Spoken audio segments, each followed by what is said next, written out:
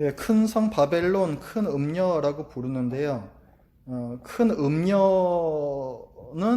그러니까 유혹이라는 개념을 강조할 때 큰 음녀라고 하고, 큰 성 바벨론이라고 하면은 바벨론 제국이라고 생각하시면 돼요. 부유한 바벨론 제국 해서 큰 성 바벨론 큰 음녀라는 것은 그런 어떤 경제적인 부유함, 자기네들이 자랑하고 있는 경제적인 시스템 안으로 사람들을 이렇게 유혹하는 어떤 세력이 되겠습니다.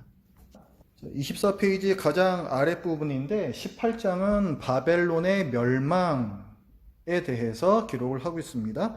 우리가 아까 바벨론이 뭔지 나누었죠. 그 큰 성 바벨론이 멸망당하는 본문이에요. 1절과 2절 보십시오. 이 일 후에 다른 천사가 하늘에서 내려오는 것을 보니 큰 권세를 가졌는데 그의 영광으로 땅이 환하여지더라. 이 천사가 선포합니다. 힘찬 음성으로 외쳐 이르되 무너졌도다 무너졌도다 큰 성 바벨론이여, 귀신의 처소와 각종 더러운 영이 모이는 곳과 각종 더럽고 가증한 새들이 모이는 곳이 되었도다. 바벨론은 번영과 부의 상징이에요. 근데 이게 지금 어떻게 된다? 각종 더럽고 가증한 것들이 모이는 것으로, 아주 더럽고 누추한 곳으로 몰락해 버린다 라고 천사가 선포하고 있습니다. 멸망당한다는 거예요.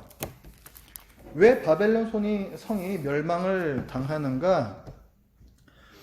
바벨론이 음행을 했고 또 땅의 왕들과 땅의 상인들과 함께 음행하게끔 부추겼기 때문이다. 그래서 하나님의 진노를 사게 하는 그 일을 저질렀기 때문이다 라고 우리가 지난 시간에 그렇게 배웠습니다. 이 바벨론이 뭐 땅의 왕들, 땅의 상인들과 음행을 저지른다 그랬는데 그 음행이 과연 무엇인가? 그것도 지난 시간에 우리가 배웠습니다. 영적 음행이라고 했어요. 영적 음행. 하나님이 아닌 다른 것을 최고로 높이는 그 우상숭배입니다. 우상숭배. 그러니까 보통 여기 문맥에서 보면은 돈이 되겠죠. 돈을 목적으로, 부를 목적으로 사람들을 이렇게 유혹시키는 거, 유혹하는 거. 이것이 큰 성 바벨론, 큰 음녀가 한 일입니다. 이 큰 성 바벨론이 스스로 자기를 그렇게 막 높이는 일을 하는데 7절 말씀을 보면요. 이렇게 얘기해요. 그가 얼마나 자기를 영화롭게 하였으며 사차였든지 그만큼 고통과 애통함으로 갚아주라. 그가 마음에 말하기를, 지금 바벨론이에요. 큰 음녀. 나는 여왕으로 앉은 자요 과부가 아니라 결단코 애통함을 당하지 아니하리라. 이렇게 얘기해요. 나는 여왕이다, 나는 왕이다 스스로 얘기를 합니다. 그러니까 나를 섬겨라, 나를 높여라 이런 거죠. 사실 우상숭배입니다. 우상숭배적 활동을 하는 존재, 그게 큰 성 바벨론입니다. 자기는 결단코 애통함을 당하지 아니하리라. 나는 망하지 않을 거야. 자, 아까 저기 그 큰 성 바벨론이 어떤 경제 구조라고 그랬잖아요. 불의한 경제 구조. 불의한 경제 구조인데 자기는 결코 망하지 않을 거래요. 결단코 애통함을 당하지 않으리라. 이 구조는 절대 무너지지 않아. 이렇게 얘기를 한다는 거죠.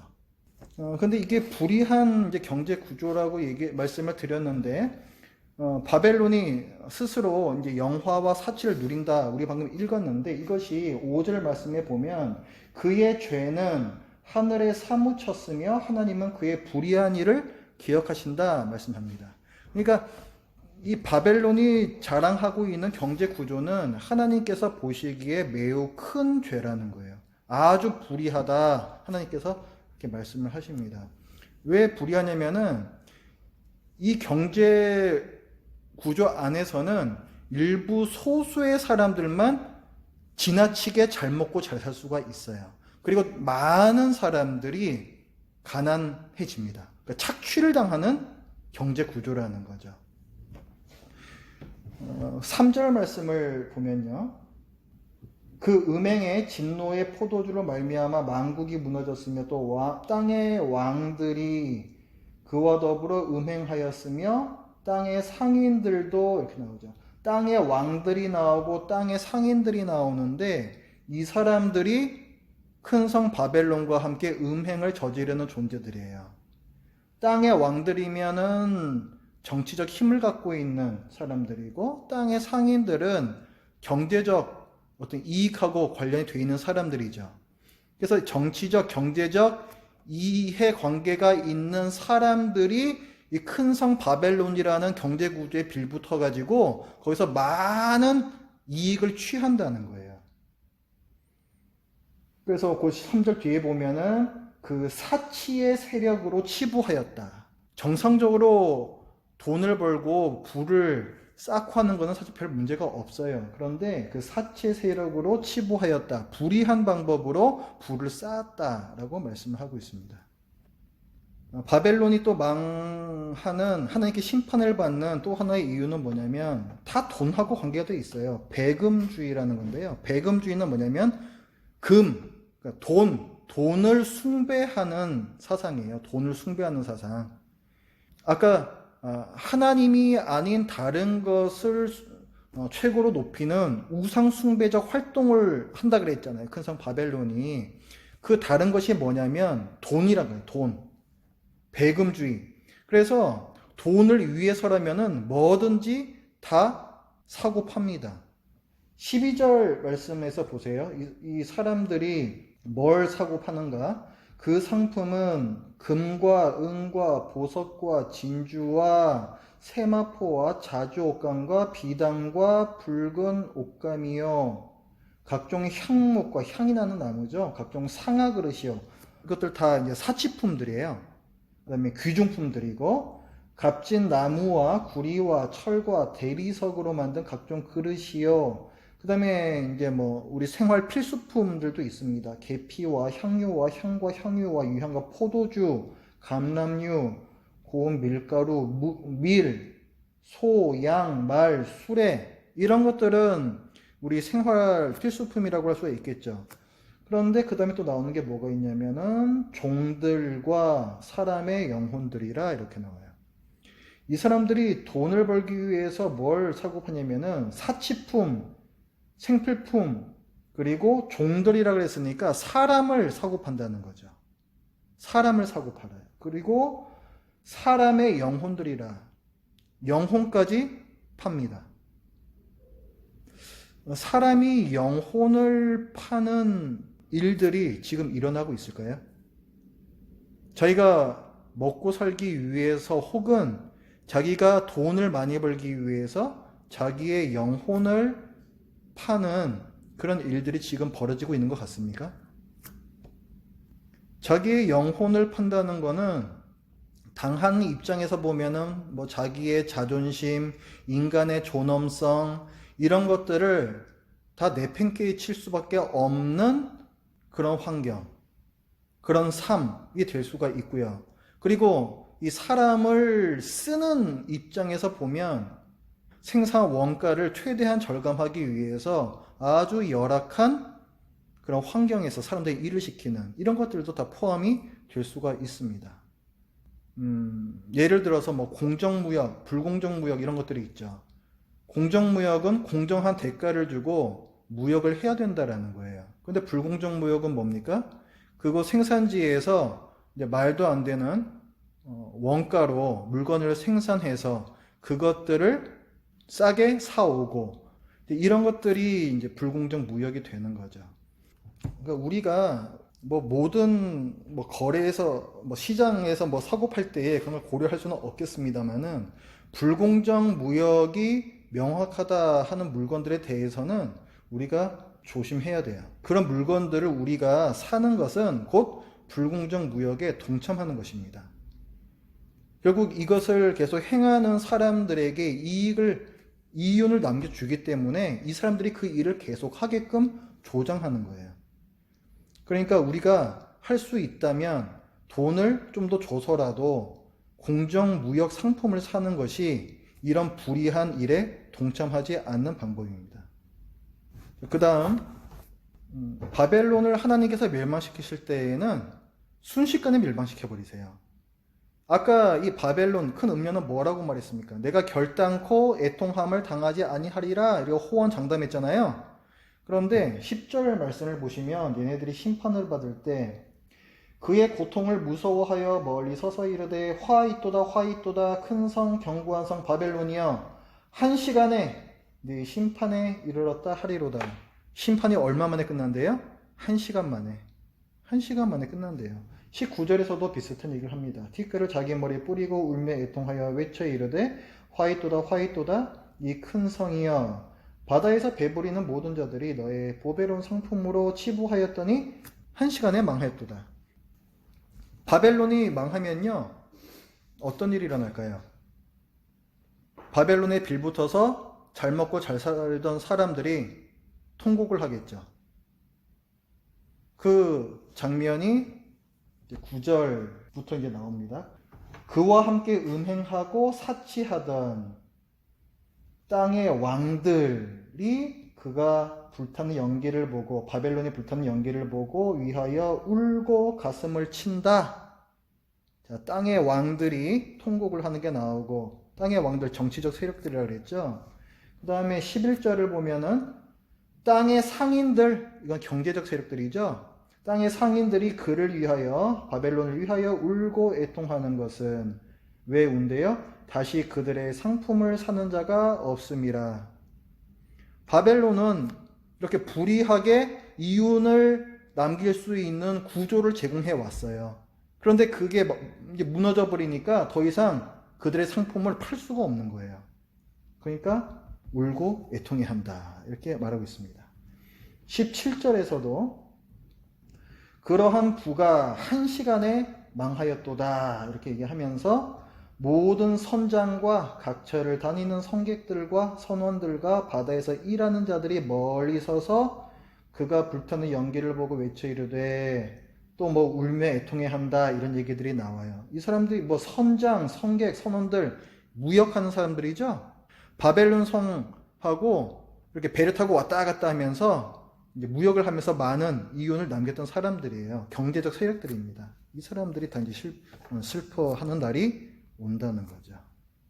이 사람들은 다 바벨론이라는 부조리한 아주 악한 경제 구조를 통해서 많은 이익을 얻었던 사람들입니다. 하나님께서는 성도들에게 말씀하세요. 너희는 그 구조에 동참하면 안 된다 말씀을 하세요. 아까 제가 말씀드렸던 공정무역이니 했던 이슈들이 이제 이런 겁니다. 하나님께서는 그 4절 말씀해 보시면은 내 백성아 거기서 나와 그의 죄에 참여하지 말라 이렇게 말씀하시거든요. 그러니까 우리가 이 세상에서 완전히 빠져나갈 수는 없어요. 하지만 우리가 피할 수 있는 방법이 있다면 그 방법을 찾아야 됩니다. 그리고 불의한 방법에 대해서 우리가 목소리를 내어서 그런 악한 일들이 점차 없어질 수 있게끔 그렇게 노력을 해야 돼요. 자, 이렇게 해서 바벨론이 심판을 받았는데 19장 1절부터는 바벨론이 심판받은 데 대해서 이제 하늘에서 그것을 보며 이제 찬양이 울려 퍼집니다. 그 찬양의 내용은 주제는 크게 세 가지예요. 첫 번째는 하나님의 심판은 참되고 정의롭다 하는 것입니다. 2절, 19장 2절 그의 심판은 참되고 의로운지라 음행으로 땅을 더럽게 한 음녀를 심판하사 자기 종들의 피를 그 음녀의 손에 갚으셨도다. 큰 성 바벨론 큰 음녀는 자기네 시스템에 들어오지 않는 성도들을 신실한 성도들을 핍박합니다. 그래서 거기에 대한 원수를 하나님께서 갚아주셨기 때문에 이 심판은 바벨론 심판은 참되고 의롭습니다. 그 다음에 두 번째 주제 하나님의 통치가 가시적으로 눈에 보일 수 있게 이 땅에 확립되었다. 6절 또 내가 들으니 허다한 무리의 음성과도 같고 뭐라고 이제 찬양하냐면은 할렐루야 주 우리 하나님 곧 전능하신 이가 통치하시도다. 이게 이제 이 땅에 명확하게 보인다는 거죠. 그 다음에 세 번째 주제는 7절부터 말씀인데 이거는 어린 양의 혼인 잔치 때가 이르렀다는 말씀이에요. 7절 우리가 즐거워하고 크게 기뻐하며 그에게 영광을 돌리세. 어린 양의 혼인 기약이 이르렀고 그의 아내가 자신을 준비하였으므로. 그의 아내라는 것은 어린 양의 아내죠. 어린 양의 아내가 자신을 준비하였으므로 교회입니다. 그에게 빛나고 깨끗한 세마포 옷을 입도록 허락하셨으니 이 세마포 옷은 성도들의 옳은 행실이로다. 이렇게 나와요. 이 어린 양의 혼인 때가 이르렀다라는 것은 교회가 예수님과 연합하는 것이, 우리는 지금 예수님과 영적으로 연합이 이미 되어 있어요. 그런데 우리가 실질적으로 그걸 체험을 못 하잖아요. 그런데 그 부분까지도 좀 우리가 분명하게 체험할 수 있을 만큼 예수님과 우리의 연합이 완성된다라는 의미예요. 그러니까 이 악의 세력이 멸망당할 때, 마지막 심판 때에 우리의 구원도 완성이 되고 예수 그리스도와 교회의 완전한 연합이 일어난다 라는 의미입니다. 요거에 대해서는, 이 완전한 연합의 의미에 대해서는 조금 이따가 다시 설명을 드리겠습니다. 자, 그 다음 프린트물 26페이지 보십시오. 이제 19장 11절부터 말씀인데요. 19장 11절부터는 최후의 심판입니다. 지금 뭐가 망했습니까? 지금 큰 성 바벨론이 망했죠. 악의 세력에, 자, 퀴즈 내겠습니다.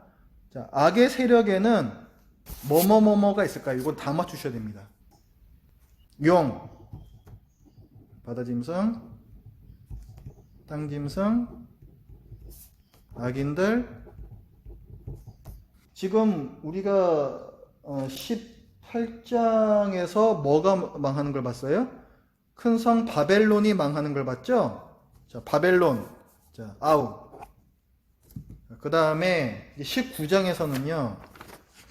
자, 19장 11절부터는 마지막 전쟁이 나오면서 다른 악의 세력들이 또 멸망을 당합니다. 19장 11절부터 말씀을 보시면은 어떤 존재가 나오는데 이게 누군가 한번 생각해 보십시오. 또 내가 하늘이 열린 것을 보니 보라 백마와 그것을 탄 자가 있으니 그 이름은 충신과 진실이라. 그가 공의로 심판하며 싸우더라. 그 눈은 불꽃 같고 그 머리에는 많은 관들이 있는데, 왕이란 얘기죠. 또 이름 쓴 것 하나가 있으니 자기밖에 아는 자가 없고, 또 그가 피 뿌린 옷을 입었는데 그의 이름은 하나님의 말씀이라 칭하더라. 지금 하늘이 열리고 하나님의 말씀이 임했습니다. 하늘에 있는 군대들이 희고 깨끗한 세마포를 입고 백마를 타고 그를, 자, 이 어떤 존재를 따르고 있어요. 그의 입에서는 예리한 검이 나오니 그것으로 만국을 치고 친히 그들을 철장으로 다스리며, 많이 좀 귀에 익은 표현들이 나옵니다.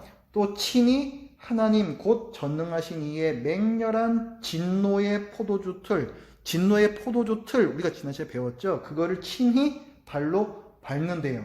그 옷과 그 다리에 이름을 쓴 것이 있으니 만왕의 왕이요 만주의 주라 하였더라.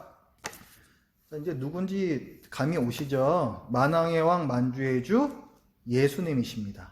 만국을 철장으로 다스리시는 분이시고, 이건 구약 성경에서 예언이 되었던 메시아예요. 그리스도, 예수 그리스도입니다.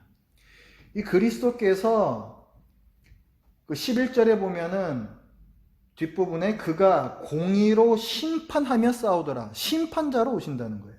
예수님께서 초림하실 때에는 구원자로 오셨죠. 예수님께서 다시 오실 때에는 심판자로 오십니다. 예수님께서 다시 오실 때에는 회개의 기회가 없어요. 그때는 끝나는 거예요, 그냥. 그래서 예수님께서 재림하시기 전에 회개할 자들이 회개를 해야 됩니다.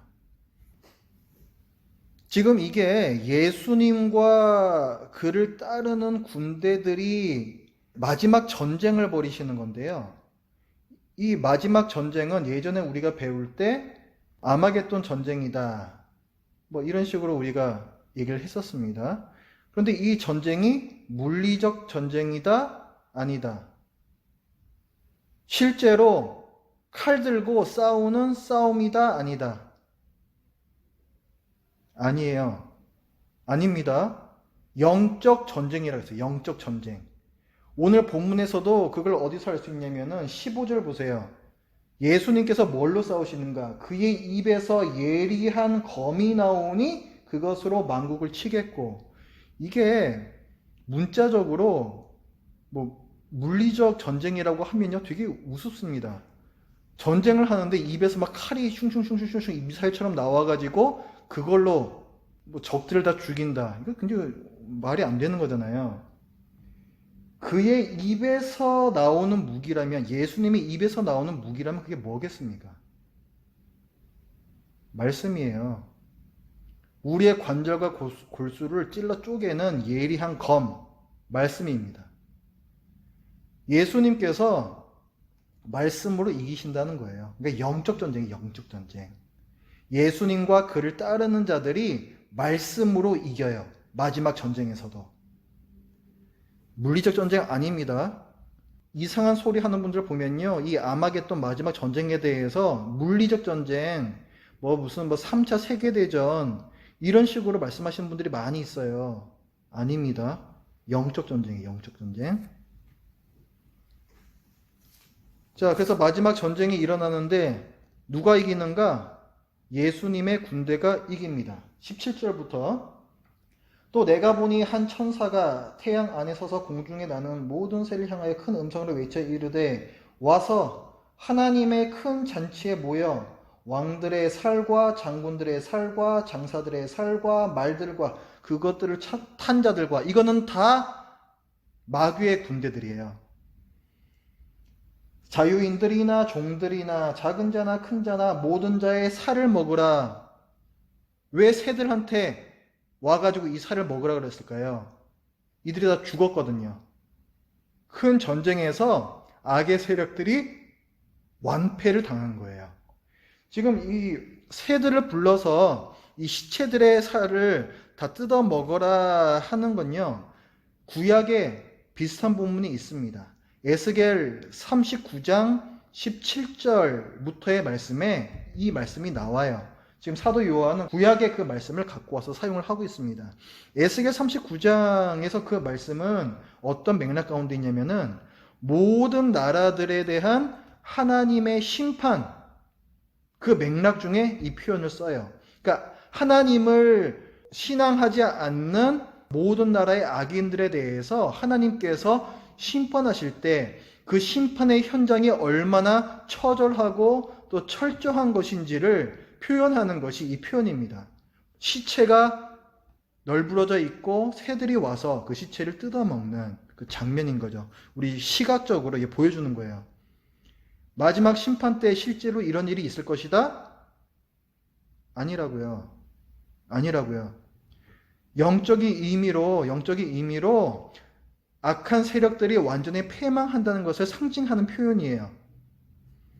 그 다음 19절부터의 말씀도 마지막 전쟁에서 악인들이 패한다라는 내용입니다. 19절 또 내가 보매 그 짐승과 땅의 임금들과 그들의 군대들이 모여, 이건 사탄을 돕는 자들이죠. 그 말탄자와 그의 군대와 더불어, 그 말탄자 누구예요? 아까 예수님, 그의 군대, 예수님을 따르는 자들과 더불어 전쟁을 일으키다가 20절 말씀을 보면은 이제 또 악의 세력이 나옵니다. 짐승이 잡히고 그 앞에서 표적을 행하던 거짓 선지자도 함께 잡혔으니, 이렇게 나오죠. 이 거짓 선지자가 누구냐면 이는 짐승의 표를 받고 그의 우상에게 경배하던 자들을 표적으로 미혹하던 자라, 이렇게 나와요. 첫째 짐승에게 절해라, 막 이렇게 첫째 짐승을 드러내는 일을 하고 선지자처럼 놀라운 표적, 이적을 행했던 존재, 둘째 짐승이었죠. 땅에서 올라온 짐승. 땅에서 올라온 짐승을 거짓 선지자라고도 부른다 말씀드렸었습니다. 그러니까 지금 20절에서 처음에 짐승이 잡히고 할 때 이 짐승은 바다에서 올라왔던 첫째 짐승, 거짓 선지자는 둘째 짐승. 그러니까 두 짐승이 마지막 전쟁 때 어떻게 된대요? 이 둘이 산채로 유황불 붙는 못에 던져지고 불못에 던져진다. 영원의 형벌을 당한다. 두 짐승의 멸망입니다. 그러면은 아까 악의 세력들이 여러 개 있었는데 이제 이 중에서 바다 짐승, 땅 짐승, 아우. 자, 그 다음에 20장 말씀 보실게요. 계속해서 이제 그 악의 세력들이 이제 심판을 받을 건데요. 심판을 받는 본문 안에 천년 왕국에 대한 이제 내용이 거의 끼어 들어가 있습니다. 요 내용이 20장부터 나오는데 좀 보실게요. 1절부터 6절이 천년 왕국이라는 거예요. 여러분 성경에 보시면은 거기 그렇게 타이틀이 천년 왕국이라고 써 있을 거예요. 천년 왕국은 뭐냐면 그 정의는 4절 가장 뒷부분에 보면은 뭐 그의 표를 받지 아니한 자들이 살아서 그리스도와 더불어 천년 동안 왕노릇하니 이렇게 돼 있죠. 이게 누구냐면은 신자들이에요. 그러니까 신자들이 그리스도와 더불어 천년 동안 왕노릇한다. 6절 뒷부분에서도 거기서도 이제 신자들에 대해서 얘기하는 건데요. 천년 동안 그리스도와 더불어 왕노릇하리라. 6절 뒤에도 똑같은 말씀이 있죠. 그러니까 신자들이 그리스도와 함께 천년 동안 왕노릇하는 것이 천년 왕국이에요. 이게 하나님 나라는 아닙니다. 그러니까 우리가 흔히 말하는 천국 그거 아니에요. 그러니까 완성된 하나님 나라가 임하기 전에 있는 어떤 단계예요. 천년 왕국이라는 거는. 그걸 좀 헷갈리지 마시고, 그러니까 신자들이 그리스도와 함께 천년 동안 다스리는 왕국이다. 이게 천년 왕국의 개념이다. 요거는 좀 기억을 좀 하십시오. 자, 그럼 이 천년 왕국 기간 동안에 마귀는 어떤 상태인가? 그리고 신자들은 그때 뭘 하고 있는가? 또 불신자들은 그때 또 어떤 상태인가? 이렇게 세 가지로 나눠서 볼 거예요. 천년 왕국 기간 동안에. 먼저 용 마귀의 상태를 한번 살펴보겠습니다. 1절부터의 말씀이에요. 1절부터 3절까지. 1절 또 내가 보매 천사가 무저갱의 열쇠와 큰 쇠사슬을 그의 손에 가지고 하늘로부터 내려와서 용을 잡으니 용 나왔어요. 곧 옛뱀이요 마귀요 사탄이라 잡아서 천년 동안 결박하여 무저갱에 던져 넣어 잠그고 그 위에 임봉했대요. 무저갱은 밑바닥이 없는 구덩이입니다. 그러니까 여기 들어가면은 못 나오는 거죠. 이게 그 위에 또 임봉까지 지금 해버려가지고 못 나온다는 거예요. 근데 마귀를 갖다가 이 안에다 넣고 임봉을 했다라고 했습니다. 이 본문은 전에 우리가 다뤘었어요. 자, 마귀가 결박을 당해서 무저갱으로 들어가는 이 사건, 마귀가 결박당한다는 것은 마귀가 힘을 쓸 수 없게 됐다는 거예요. 무엇 때문에 마귀가 힘을 쓸 수 없게 되었을까요? 마귀는 원래 힘 잘 쓰던 애였는데 왜 갑자기 얘가 힘을 못 쓰게 되었을까요? 어떤 사건 때문에?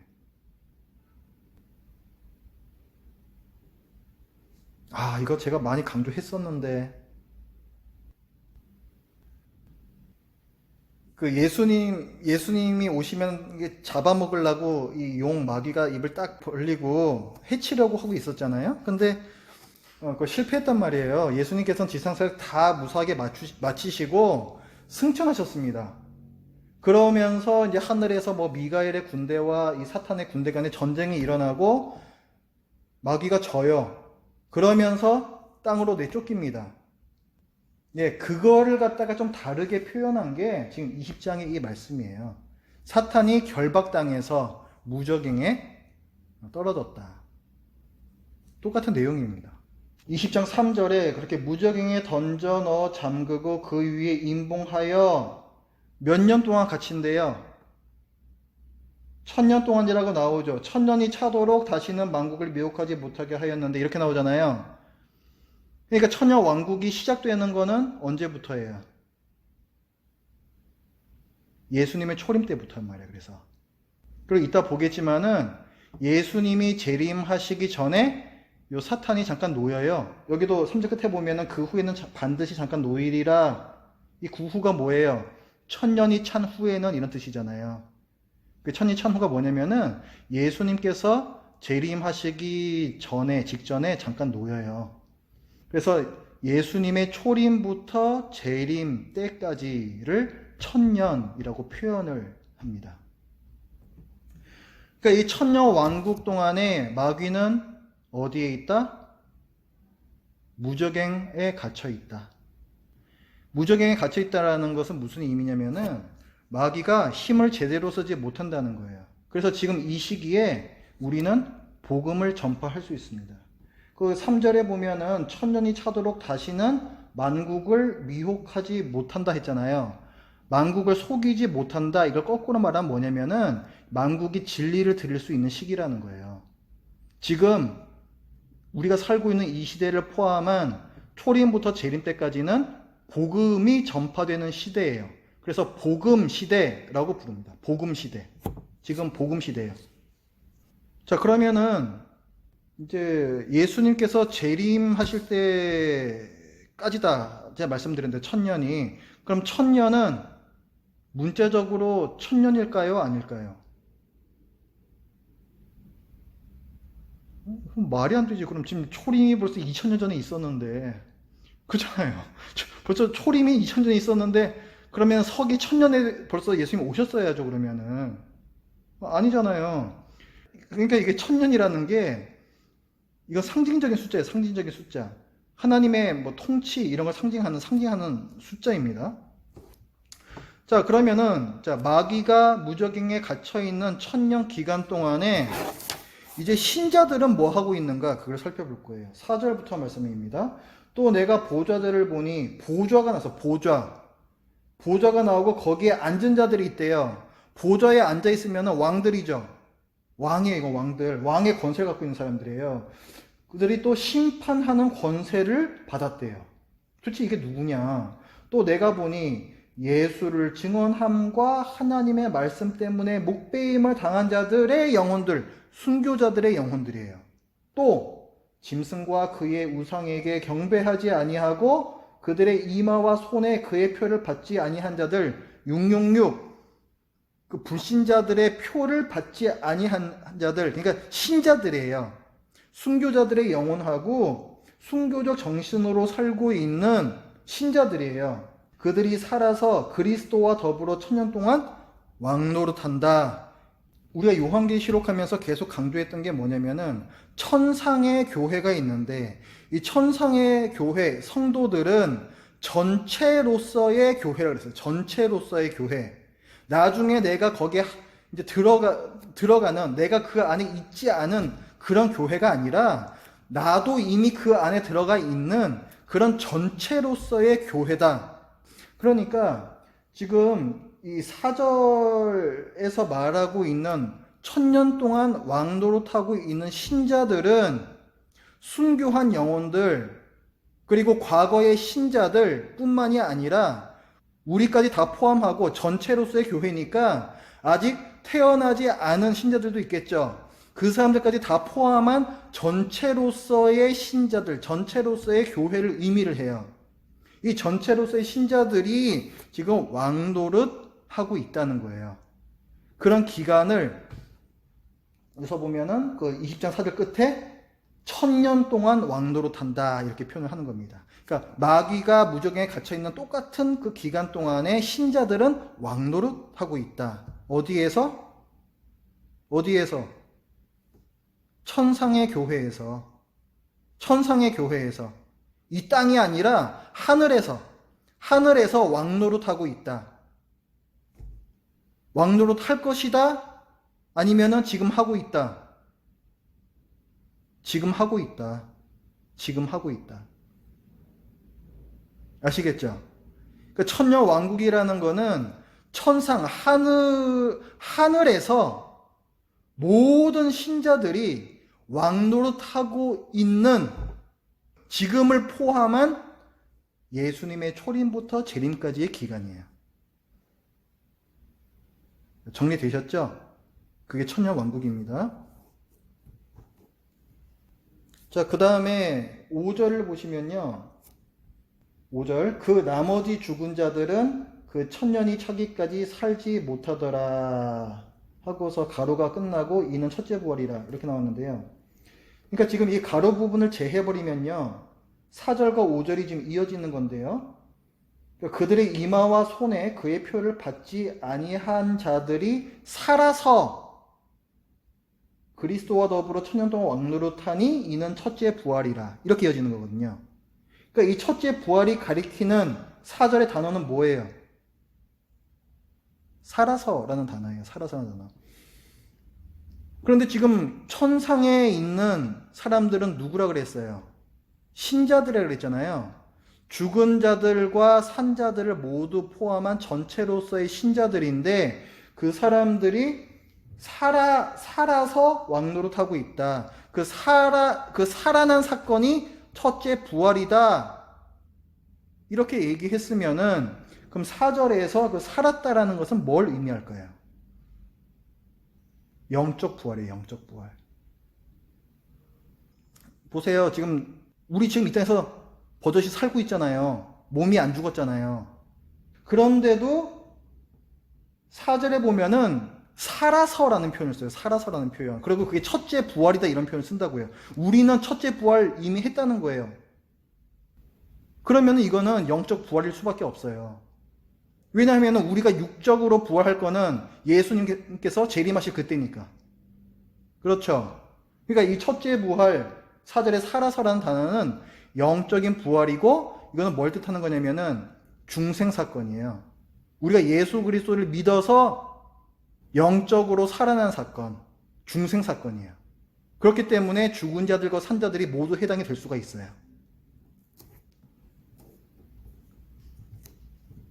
자, 그 다음에 그 5절 말씀 아까 보는데 그 가로 안에 있는 부분, 그 나머지 죽은 자들이라고 했으니까 이 사람들은 그럼 뭐겠어요? 아까 산 자들은 중생한 사람들이니까 그 나머지 죽은 자들은 뭐겠어요? 중생하지 않아서 아직도 영적으로 죽어 있는 자들, 불신자들입니다. 그러니까 이 사람들은 불신자들인데 그 천년이 차기까지 살지 못하더라. 계속 영적으로 죽어 있는다는 얘기죠. 우리는 지금 예수 그리스도와 함께 하늘에서 왕 노릇을 하고 있는데 불신자들은 거기에 끼지 못한다는 거죠. 자, 천년 왕국에 대해서 저희들이 봤고요. 20장 7절부터는 악의 세력 중에 하나가 또 이제 망합니다. 요번에는 마귀가 멸망당하는 사건이에요. 7절을 보면은 천년이 참에 사탄이 그 옥에서 놓여. 아까 우리가 얘기했잖아요. 3절에 보면은 천년이 차도록 다시는 만국을 미혹하지 못하게 하는데 그 후에는 천년 후에는 반드시 잠깐 노일이라. 그거하고 7절하고 똑같은 거예요. 천년이 참에 사탄이 그 옥에서 무저갱에서 놓여 나와서 땅의 사방 백성, 땅에 거하는 자들이죠. 땅에 거하는 자들은 누구예요? 하늘에 거하는 자들이 있고 땅에 거하는 자들이 있잖아요. 요한계시록에서는 땅에 거하는 자들은 악인들이다. 악인들이다. 그러니까 이 사탄이 나와서 악인들 곧 곡과 마곡을 미혹하고 모아 악인들을 모아서 싸움을 붙이는데 하여간 엄청나게 이제 모이는 거예요. 그 수가 바다의 모래 같으리라. 총 공격입니다. 총 공격. 그래서 마지막 전쟁, 최후의 전쟁이에요. 최후의 전쟁. 여기 보면은 곡과 마곡이 나오는데요. 이 곡과 마곡은 에스겔 38장, 39장 여기에 나와요. 이 곡과 마곡이 어떤 배경에서 나오냐면 에스겔서에서 38장과 39장에는 회복된 예루살렘 성이 나와요.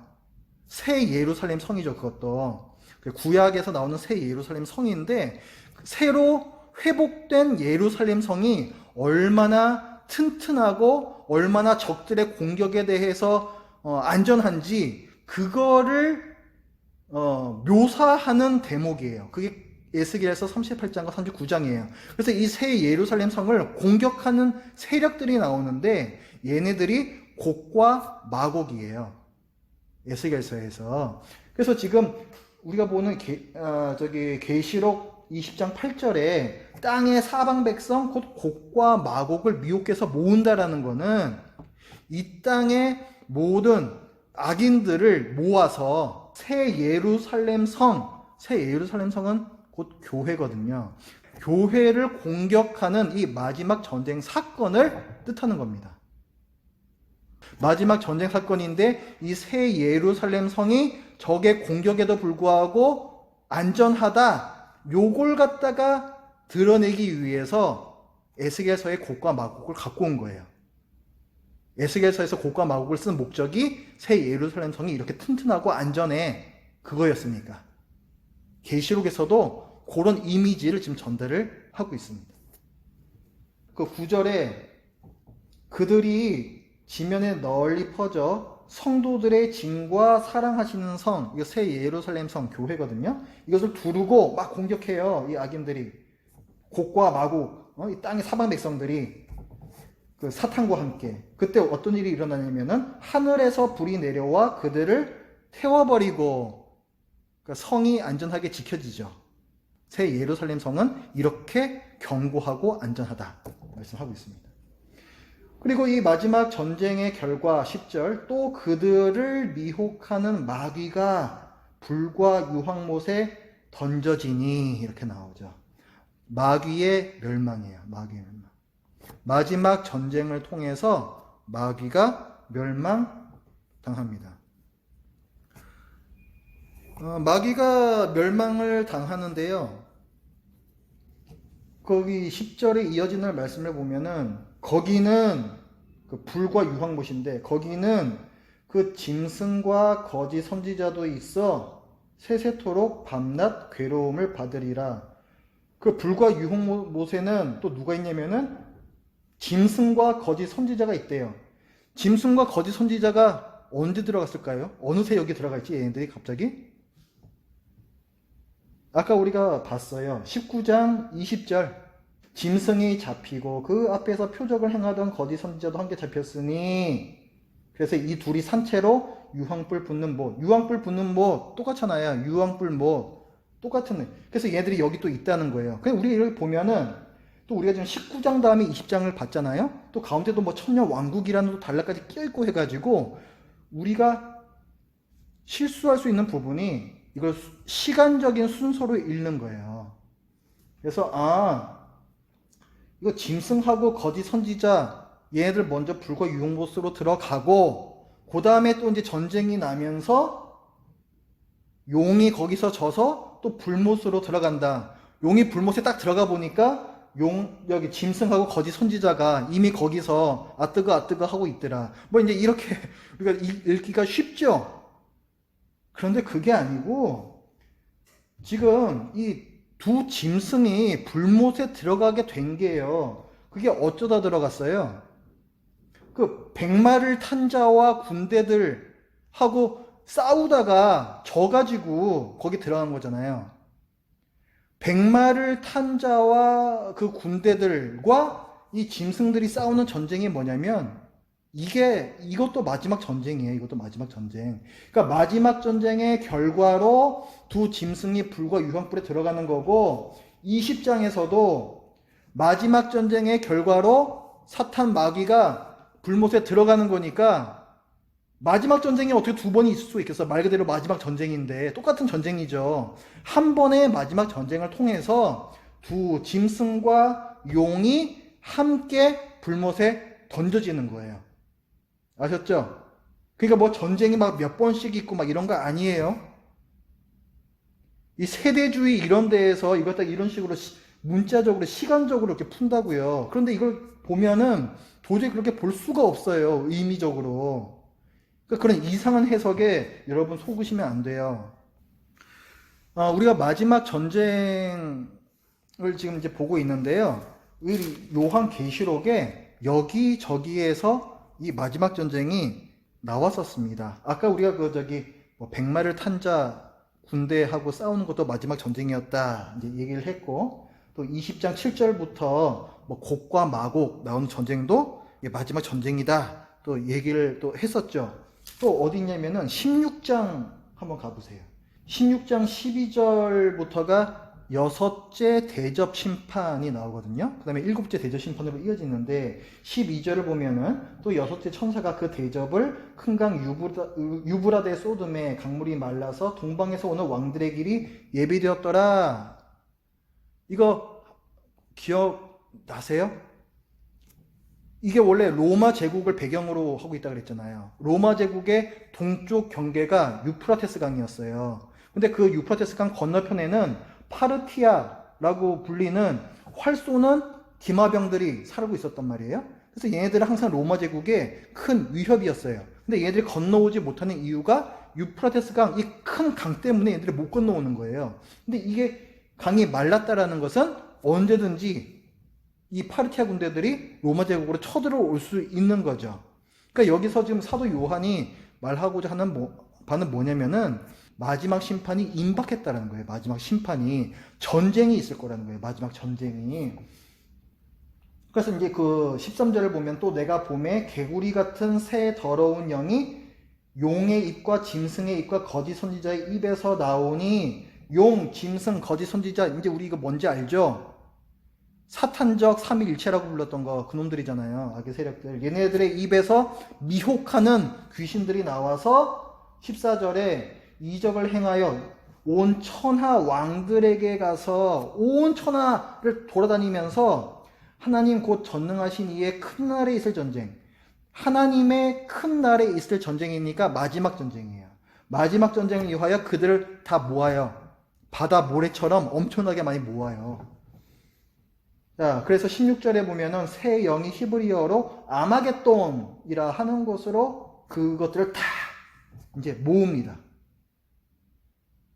그러니까 이게 이렇게 해서 이제 전쟁이 일어나는 게 아마겟돈 전쟁이거든요. 그러니까 아마겟돈 전쟁도 마지막 전쟁이고, 그러니까 이렇게 마지막 전쟁에 대한 표현이 조금씩 그 표현을 달리하면서 여기저기 이렇게 나와요. 근데 똑같은 거예요. 똑같은 거. 그러면은 20장 10절 거기 뒷부분에 마귀가 던져졌는데 거기에는 짐승과 거짓 선지자도 있더라. 이거 왜 괜히 이렇게 써놔가지고 사람 헷갈리게 하냐. 얘들 꼭 먼저 들어온 것 같잖아. 그쵸? 그래서 왜 이렇게 써놨냐면은 이거 얘들이 먼저 들어왔다라는 내용이 아니고, 용하고 짐승하고 거짓 선지자들은 공동 운명체다, 이런 의미예요. 공동 운명체. 얘들은 거기에 같이 있는 놈들이다. 그 불못에 같이 던져지는 애들이다. 공동 운명체란 의미예요. 이거는. 그러면 이제 마귀도 아웃. 그럼 이제 아웃되지 않은 게 악인들 남았거든요. 악인들. 그래서 이제 악인들에 대한 심판이 이제 11절부터 나옵니다. 11절. 이제 심판이 나와요. 11절. 또 내가 크고 흰 보좌와 그 위에 앉으시니 하나님이십니다. 하나님께서 크고 흰 보좌에 앉아 계세요. 그런데 이분이 뭘 하냐면은 심판을 해요. 그 12절 뒷부분에 보면은 심판을 받으니, 사람들이 심판을 받아요. 사람들이 심판을. 흰 보좌 앞에서 심판 받는 거다 해가지고 흰 백자를 써서 백보좌 심판, 이렇게도 얘기를 합니다. 백보좌 심판, 최후의 심판이야. 최후의 심판, 마지막 심판. 그러니까 지금 이 땅에 살다가 죽은 악인들이요, 지금 이미 지옥에서 형벌을 받고 있죠. 형벌을 받고 있단 말이에요. 그런데 이들이 마지막 심판 때에, 그러니까 예수님께서 재림하실 때인데, 이 마지막 심판 때에 지옥에서 끌려 나와서 하나님의 크고 흰 보좌 앞에서 다시 심판을 받아요. 그 이제 내용을 이제 봅니다. 12절을 보면요, 또 내가 보니 죽은 자들이, 큰 자나 작은 자나 그 보좌 앞에 서 있는데, 그 심판의 보좌 앞에 서 있는 자들이 누구래요? 죽은 자들이라 그랬죠. 죽은 자들. 이 죽은 자들은요, 그 5절에 나오는 죽은 자들이에요. 5절에 보면은 그 나머지 죽은 자들은 그 천년이 차기까지 살지 못하더라. 그 죽은 자들. 이제 천년 왕국이 다 끝나고 사탄이 놓여서 마지막 전쟁까지 다 끝났잖아요. 그쵸? 그 천년이 이제 찼기 때문에 그 나머지 죽은 자들, 불신자들, 악인이라 그랬죠. 그 악인들이 이제 끌려 나와서 그 죽은 자들이, 12절에 그 죽은 자들이 이제 그 보좌 앞으로 끌려 나온 거예요, 이제.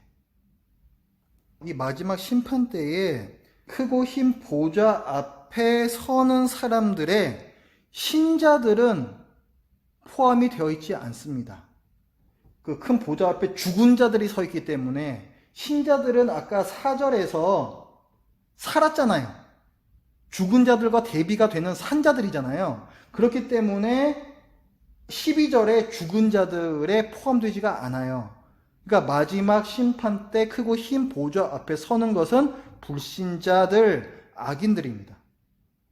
자, 그 다음에 13절인데 보면 바다가 그 가운데에서 죽은 자들을 내주고 또 사망과 음부도 그 가운데에서 죽은 자들을 내줌에 각 사람이 자기 행위대로 심판을 받는다. 각 사람이 자기 행위대로 그 보좌 앞에서 심판을 받는데 그 전에 어떤 일이 있죠. 바다, 사망, 음부가 그 가운데서 죽은 자들을 내준다 하는 사건이 있죠. 바다, 사망, 음부 다 사실 똑같은 실체인데요. 그러니까 한마디로 죽음이에요, 죽음. 죽음이 이 죽은 자들을 내준대요. 이게 뭐냐면은 지금 지옥에서 고통받고 있는 악인들의 영혼이 육체를 입는 사건이에요. 악인들의 육체의 부활. 예수님께서 재림하실 때에 의인들, 신자들도 육체의 부활이 있고 같은 때에 악인들도 육체의 부활이 있습니다.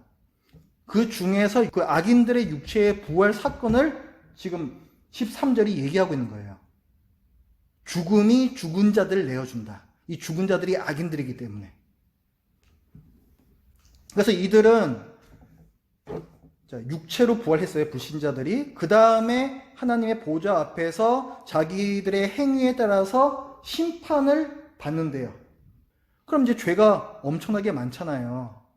예수 그리스도의 보혈로 그 죄 문제가 해결이 안 됐잖아요. 불신자들이니까. 그렇기 때문에 자기 행위에 따라서 심판을 받아 불못에 던져집니다. 영원한 형벌을 받는 거예요. 이것을 둘째 사망이라고 불러요. 거기 13절과 14절 그 악인들이 자기 행위대로 심판을 받고 사망과 음부도 불못에 던져지니 이것은 둘째 사망 이렇게 나오잖아요. 그러니까 이렇게 악인들이 영원의 형벌을 받기 위해서 다시 던져지는 이 사건을 둘째 사망이라 그래요. 근데 좀 특이하죠. 이 둘째 사망 사건에는 사망과 음부도 불못에 던져진다 그랬잖아요. 이거는 뭐냐면은 그 13절에 보면은 이 사망과 음부가 그 가운데에서 죽은 자들을 내준다 그랬죠. 이 사망과 음부는 악인들의 죽음과 관련이 돼 있어요. 그렇죠? 그게 뭐 악인들을 받아놓고 있는 장소가 되었든 아니면은 뭐 악인들이 지금 영적으로 죽어 있다라는 상태가 되었든 어쨌든 악인들의 죽음과 관계가 되어 있는 거예요. 그렇죠? 근데 마지막 심판이 끝난 다음에는 더 이상 악인이 없죠. 그렇기 때문에 악인들의 죽음과 관계가 되어 있는 사망과 음부라는 존재도 더 이상 필요가 없는 거예요. 그것도 이제 없다. 그냥 그걸 갖다 얘기해 주는 겁니다. 여러분 프린트물에요. 그 가장 밑에 단락에 보시면은 첫째 사망, 첫째 부활, 둘째 부활, 둘째 사망에 대해서 정리해놨어요. 이거 뭐 20장 5절에는 첫째 부활 나오죠. 6절에는 뭐 둘째 사망 또 나오죠. 14절에도 또 둘째 사망 나오죠. 뭐야 도대체. 되게 헷갈리잖아요. 그래서 제가 정리를 해놓은 겁니다. 첫째 사망이라는 거는 우리 육체가 죽는 거예요. 우리도 언젠가 죽을 거잖아요. 그게 첫째 사망이에요. 그리고 이미 죽은 사람들이 있죠. 그 사람들은 첫째 사망을 경험했어요. 몸이 죽는 거는 신자나 불신자나 다 겪는 일들이죠. 그러니까 이 첫째 사망은 모든 사람이 다 겪습니다. 그 다음에 첫째 부활은 아까 4절에서 나왔었어요. 중생사건이에요. 중생사건. 우리 영의 부활이에요. 죽었던 우리 영이 예수 그리스도를 믿어 우리 영이 살아나는 사건. 그게 첫째 부활이에요. 그 다음에 둘째 부활은 우리 영이 살아났으니까 몸도 살아나야 되잖아요. 근데 몸이 살아나는 것은 우리 신자들만 살아나는 것이 아니라 악인들도 살아난다 그랬죠. 어쨌거나 몸이 살아나는 사건이 둘째 부활이에요. 이게 둘째 부활. 그래서 둘째 부활도 모든 사람들이 경험합니다. 그 다음에 둘째 사망이라는 게 또 있어요. 불신자들이 불못에 던져져서 영원한 형벌을 받는 사건을 둘째 사망이라 그랬죠. 그러니까 이거는 불신자들만 겪어요. 신자들은 둘째 사망 겪지 않습니다. 그래서 제가 정리해 놓은 거 그거 참고하십시오. 자, 그 다음에 프린트 28페이지 보겠습니다. 이제 새 창조에 대해서 배울 텐데요. 새 창조 21장 1절부터는 새 하늘과 새 땅이 나와요. 지금까지 우리가 뭘 봤냐면은 마지막 심판을 통해 가지고 모든 악의 세력들이 다 멸망당하는 걸 봤어요. 마지막으로 남았던 악의 세력, 악인들까지도 마지막 심판을 통해서 불못으로 던져지는 둘째 사망을 겪죠. 그래서 이제 악인들도 아웃 하면서 이제 모든 악의 세력들이 다 멸망을 당했습니다. 그렇기 때문에 이제 새 하늘과 새 땅이 만들어져요. 1절부터 5절까지가 좀 특이한 구조를 갖고 있어가지고 이 구조에 따라 가지고 같이 설명을 드릴 거예요. 그게 여러분들이 더 이해하기가 쉽습니다. 히브리 사람들이요, 유대인들이요, 그 문학 작품들을 보면은 뭐 여러 가지 문학적인 기법들을 사용을 하는데 교차 대조 구조라는 게 있어요. 이게 뭐냐면, 자, 사람이 이제 글을 쓰는데요. 글을 갖다 예를 들어서 이렇게 쭉쭉쭉쭉쭉쭉 썼습니다. 그래서 뭐 1절, 2절, 3절, 4절, 5절 이런 식으로 썼어요. 이런 식으로 썼는데 요 1절하고 5절이 사실은 똑같은 내용이고 또 2절하고 4절이 또 똑같은 내용이고 꼭 중심에 이렇게 3절이 있어요. 이렇게 되면 이 3절을 중심으로 서로 교차적으로 대응하는 관계가 있죠. 요것을 교차 대조 구조라고 합니다. 이게 유대인들이 굉장히 많이 사용하는 구조인데 뭐 시편에도 그런 것들이 많이 나오고 뭐 시가 아닌 산문이라고 할지라도 단락단락에 이런 구조들이 많이 나와요. 이 구조를 통해서 이 저자가 강조하고자 하는 바는 요 가운데에 있는 요 중심 부분입니다. 그러니까 요 교차 대조 구조가 나오면은 이 중심 부분이 가장 중요한 내용이에요. 어디 이해하셨죠? 교차 대조 구조가 뭔지.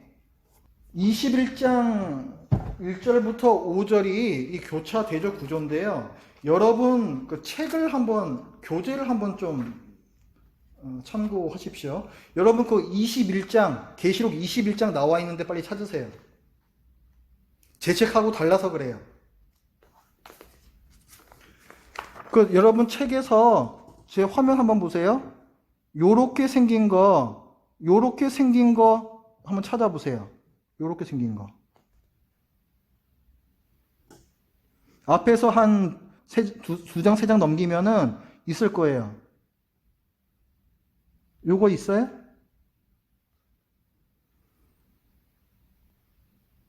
찾으셨다라고 믿고 제가 설명을 진행을 하겠습니다. 21장 1절 보세요. 못 찾으셨더라도 관계없어요. 저기 성경책 보세요. 21장 1절부터 5절까지인데요.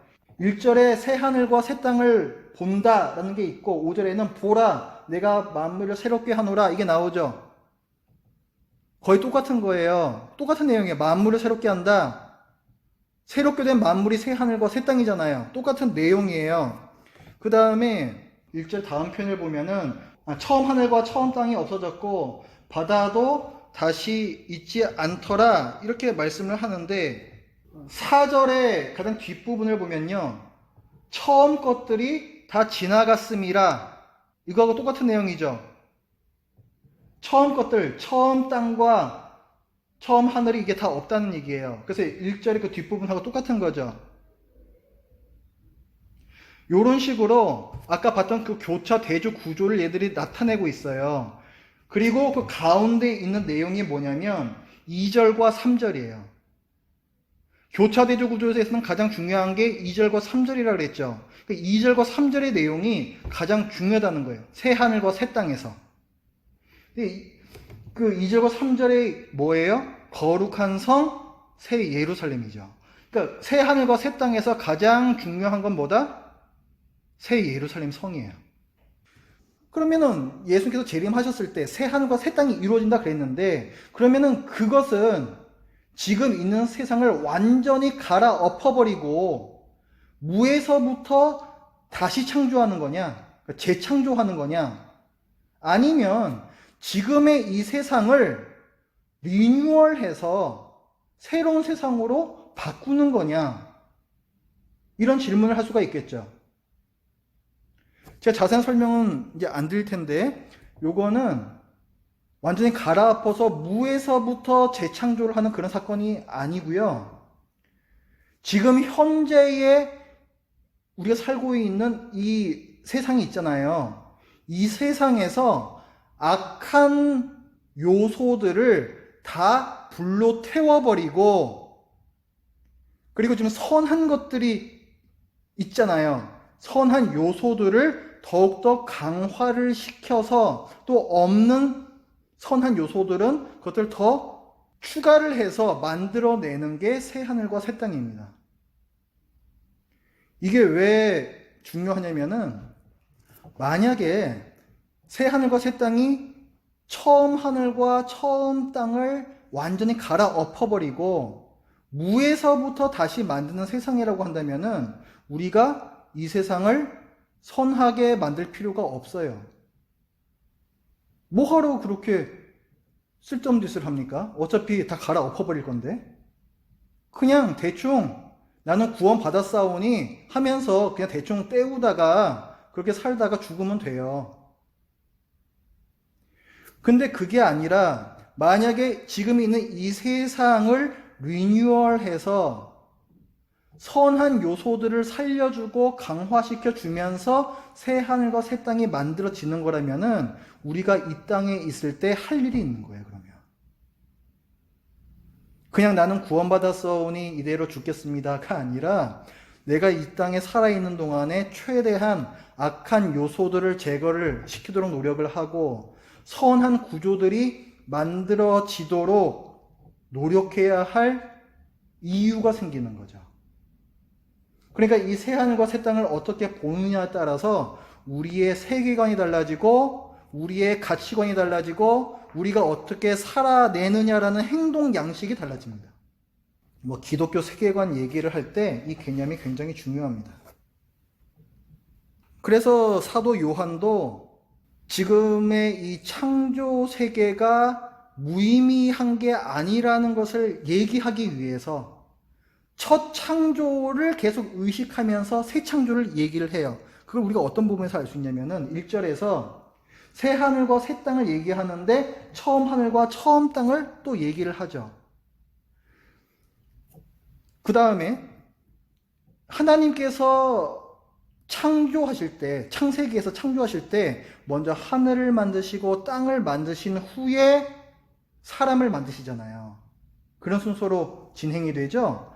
지금 새 하늘과 새 땅에 대해서 얘기를 할 때에도 새 하늘과 새 땅을 먼저 얘기하고 2절에 거룩한 성 새 예루살렘 교회를 얘기해요. 물론 하나님께서 이런 순서로 만드시는 건 아니에요. 그런데 기록을 할 때 사도 요한이 새 하늘과 새 땅에 대해서 기록을 할 때에 하늘, 땅, 교회라는 순서로 기록을 하고 있다는 것은 처음의 창조, 하늘, 땅, 사람, 이걸 지금 염두에 두고 이 순서대로 문학적으로 이렇게 기술을 갖다가 했다라는 거예요.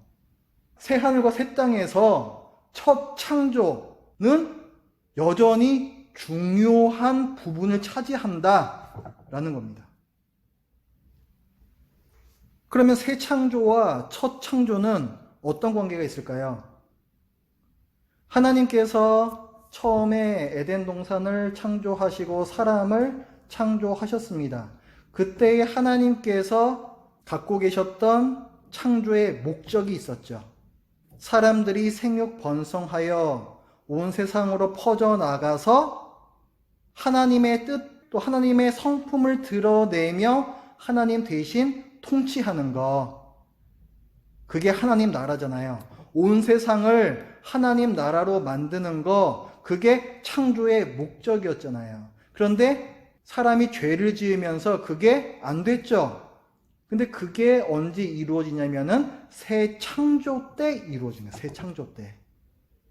그러면은 새 하늘과 새 땅에서 온 세상에 흩어져서 그 하나님의 뜻과 성품을 드러내는 일을 하는 게 누구냐?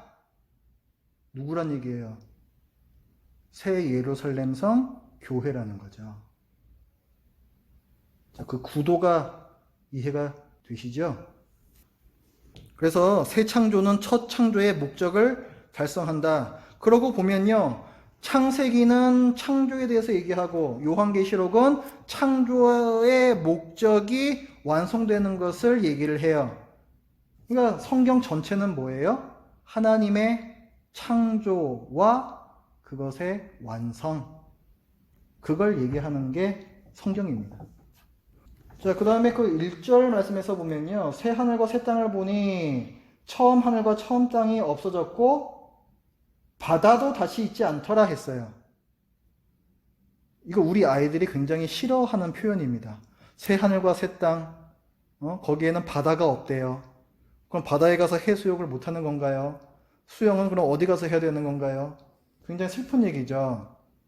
제가 늘 말씀드리죠. 요한계시록은 문자적으로 해석하는 게 아니라 상징적 의미가 있음을 우리가 알고 읽어야 된다. 그렇죠? 요한계시록에서 바다는요, 사실은 성경 전체적으로 그런데 바다는 악한 존재하고 뭔가 관계가 돼 있어요. 뭐 시편 같은 데서 보면은 바다 속에 뭐 리오야단이 산다, 뭐 이런 얘기가 있잖아요. 리오야단은 용이거든요. 용? 악한 존재란 말이에요. 악한 존재가 그 살고 있는, 권세를 부리고 있는 영역, 그게 바다예요. 그 다음에 뭐 출애굽할 때도 그 이집트 사람들이 홍해 바다에서 심판을 받죠. 그러니까 이 바다라는 곳은 심판의 장소예요. 악이 심판받는 장소, 또 악하고 관련이 돼 있잖아요. 그 다음에 요한 계시록에서도 그 12장 17절에 보면은 그 이제 땅으로 용이 내쫓기잖아요. 이 용이 어디 있냐면은 바다 모래 위에 서 있다, 이렇게 기록을 해요. 12장 17절에. 여기도 바다가 또 나오죠. 용하고 관련해가지고. 성경에서 또한 이 요한계시록에서 바다는 악의 세력이 활동하는 영역이다, 이렇게 우리가 볼 수가 있습니다. 그러니까 새 하늘과 새 땅에 바다가 없다라는 것은 이제 악의 세력이 모두 다 멸망당했기 때문에 악이 존재하지 않는 거예요. 그러니까 악이 활동하는 그런 영역도 없는 거죠. 그런 상징적인 의미예요. 바다가 없다는 거는. 그래서 새하늘과 새 땅이 만들어졌을 때 바다가, 실제적인 바다가 있을 수도 있습니다. 자, 오늘 여기까지 하겠습니다.